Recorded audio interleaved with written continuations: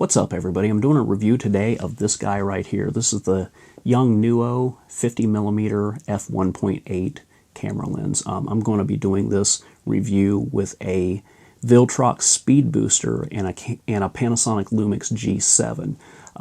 This is the generic knockoff brand of the Canon 50mm f1.8. It's the lens that I'm actually recording this with right now, so I want to see the difference between the two. I paid $34 for this, and the Canon Nifty 50, you can get it for, around 125 bucks. So this is a considerable savings, but is it really going to hold up? Guess we'll find out. Alright, so I'm going to do a quick unboxing now of the YN 50mm. This is a generic brand knockoff of the Canon 50mm Nifty 50 lens. It's an f1.8, and the box itself is very unimpressive. It's cheap, but I, for one, have never really cared what the packaging looks like, just as long as what's inside is good. We got something that appears to be written in Chinese here, and we have a set of instructions. Pretty basic fare for your Chinese knockoff brand stuff. In the bubble wrap, the lens cap came right off. In the bubble wrap, we've got the lens. Right away, this is considerably lighter than the Canon. The focus ring on the Canon is inset on the lens itself, and the focus ring on the Yongnuo is outwards. It's on the outer edge here. This is an extremely flimsy plastic. I mean, they're both plastic, but this one feels just less sturdy. Again, I don't care about the build as long as it's going to hold up and as long as it's going to give me a good picture. The glass looks okay. Now, I've heard about some chromatic aberration that we get from these lenses. I've watched a lot of review videos on these before I purchased this, but I want to show you the actual problem that I've run into with this lens. And it is... So this is the Yongnuo 50mm lens. One of the things that I notice with this thing is sometimes it is very troublesome to get it into focus. I use touch to focus through my iPad, controlling the camera, through the Panasonic Image app.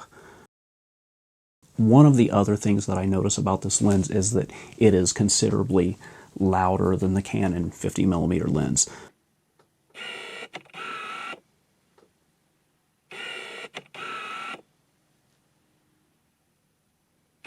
This thing basically locks on focus every time, no problem, and the focus is really quiet. Now, that's not too big of a deal because I use a lav mic, and it's never going to pick that noise up.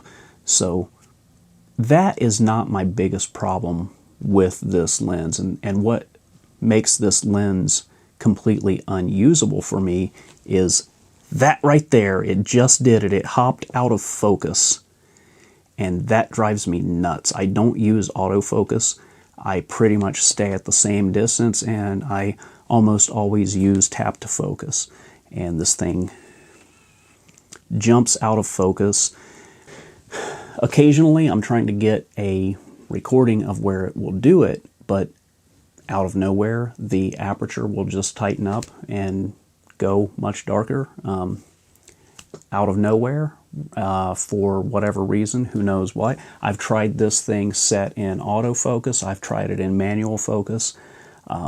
This lens does not play well with the Viltrox Speedbooster. So if you're looking to buy one of these and you're using a Panasonic camera with a Viltrox Speedbooster, if you're looking to save a couple bucks on this lens, it's not worth what you would save if this is your setup. If you have a Canon brand camera, maybe this lens works much better. But for my setup, where I'm using a Viltrox Speedbooster with the Panasonic Lumix G7, I've got to stick with the Canon brand lens.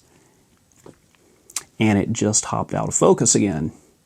This drives me nuts. I'm in manual focus right now, and I did touch to focus. That thing should have stayed where I set it to, but sure enough, it is jumping out of focus on me, and that drives me absolutely bonkers.